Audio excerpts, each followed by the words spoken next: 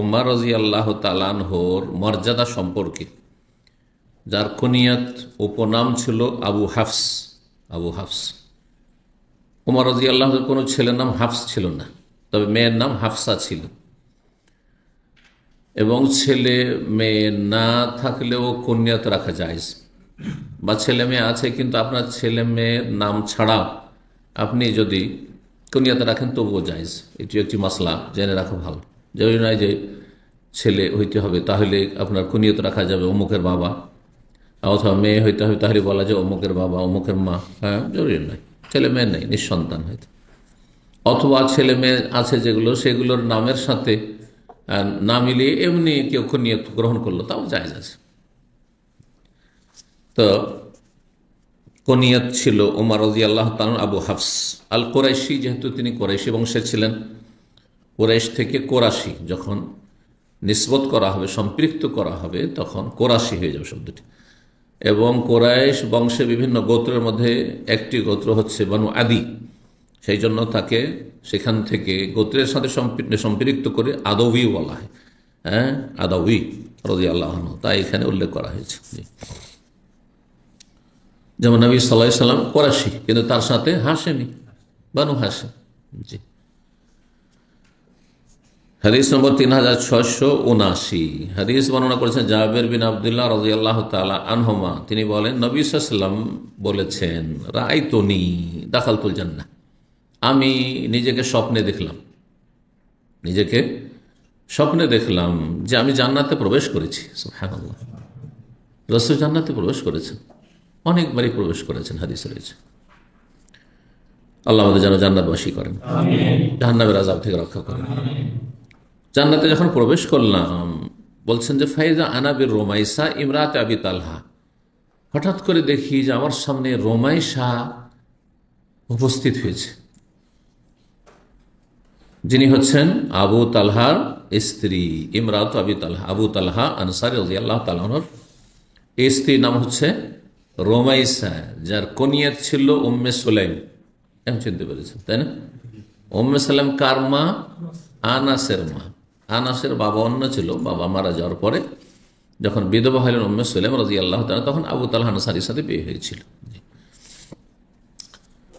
বলছেন যে আমি রোমাইসাকে দেখলাম। এই জন্য আমাদের দেশে যে নাম রাখে, রোমাইসা রাখে কিন্তু বিকৃত করে বলে, আমাদের দেশের নামের খুব বিকৃতি হয়, তাই না? শুদ্ধ নাম উচ্চারণ খুব কমই লোক করে। রমিসা, কি বলে? রমিসা না, রোমাইসা। হ্যাঁ, কি বলবেন?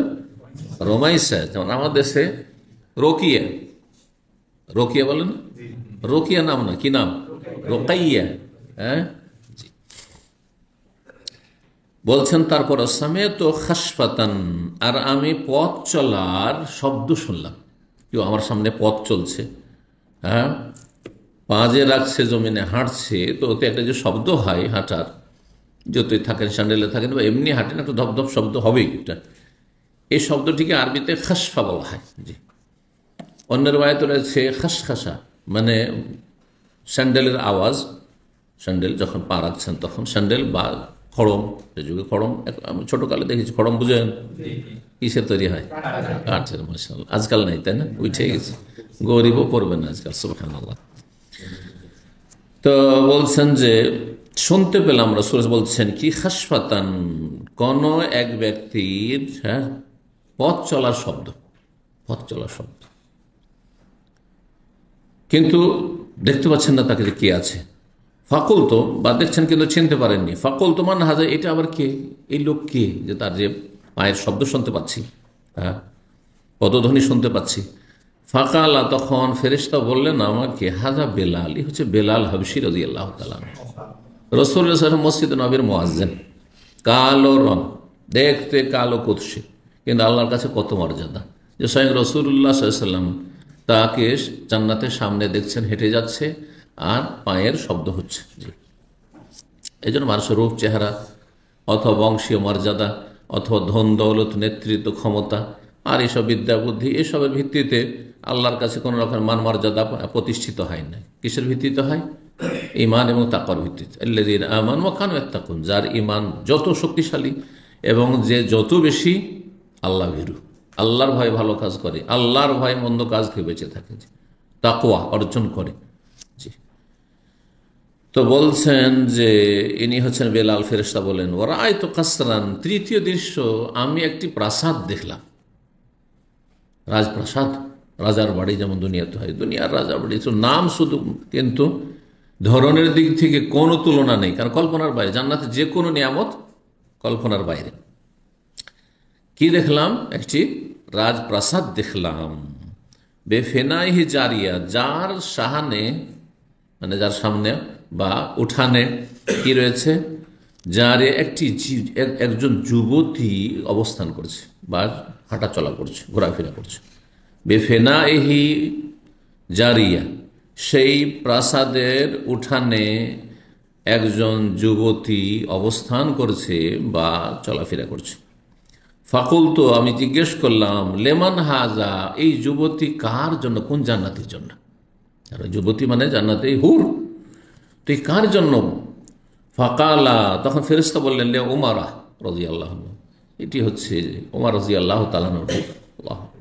ওমর রাদিয়াল্লাহু তাআলা হুর দেখছেন নবী সাল্লাল্লাহু আলাইহি ওয়াসাল্লাম। ফাআরাদতু আন আদখুলাহু, তারপরে এই প্রাসাদটি দেখে এত সুন্দর লাগলো, মনটা চাইলো যে এই রাজপ্রাসাদে একটু ঢুকে দেখি ভিতরে, ভিতরে কি আছে। বাইরে থেকে এত সুন্দর, তার ভিতরে কি আছে ঢুকে দেখি। ফানজুরা ইলাইহা, আর ভিতরে গিয়ে আমি কিছু দেখি তার দৃশ্যগুলি।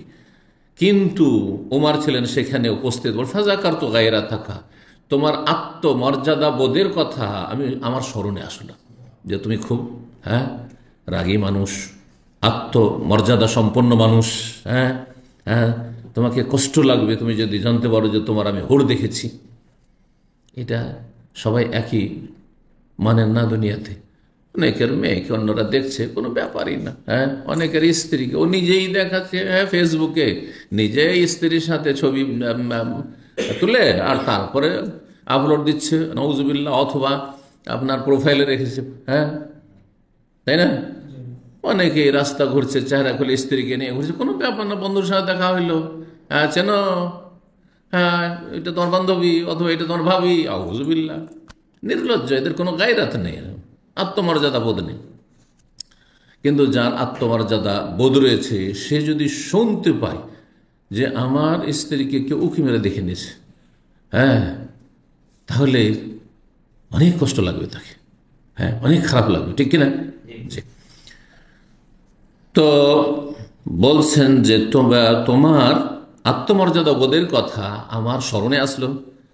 তখন ওমর রাদিয়াল্লাহু বলছেন, বেআবি ওয়া উম্মি ইয়া রাসূলুল্লাহ, হে আল্লাহর রাসূল, আমার মাতা পিতা আপনার উপর কুরবান হোক, উৎসর্গ হোক। আরবরা যদি কাউকে ভালোবাসেন, কাউকে খুব বেশি সম্মান করেন, তখন আমার বাপ মা আপনার জন্য উৎসর্গ, আপনার জন্য উৎসর্গ। বেআবি ওয়া উম্মি মানে ফেদাকা আবি ওয়া উম্মি, আসলে ছিল ফেদাকা, মানে ফেদা মানে হচ্ছে ফিরিয়া, ফিরিয়া করে দেওয়া। জি। তো বলছেন যে আমার আব্বা আম্মা আপনার জন্য কুরবান হোক, উৎসর্গ হোক হে আল্লাহ রসুল। আলাইকা আগার, ঠিক আছে আমার আত্মমর্যাদা বোধ রয়েছে, কিন্তু আপনার সম্পর্কে আমার আত্মমর্যাদা বোধ হতে পারে আপনার ব্যাপারে? না না, মোটেই না। শুধু তাই না, আগের হাদিস দেখেন, এই বলে ওমর রাদিয়াল্লাহু তাআলা আনহু নিজের কান্না সামলাতে পারলেন না, কেঁদে ফেললেন। আল্লাহ।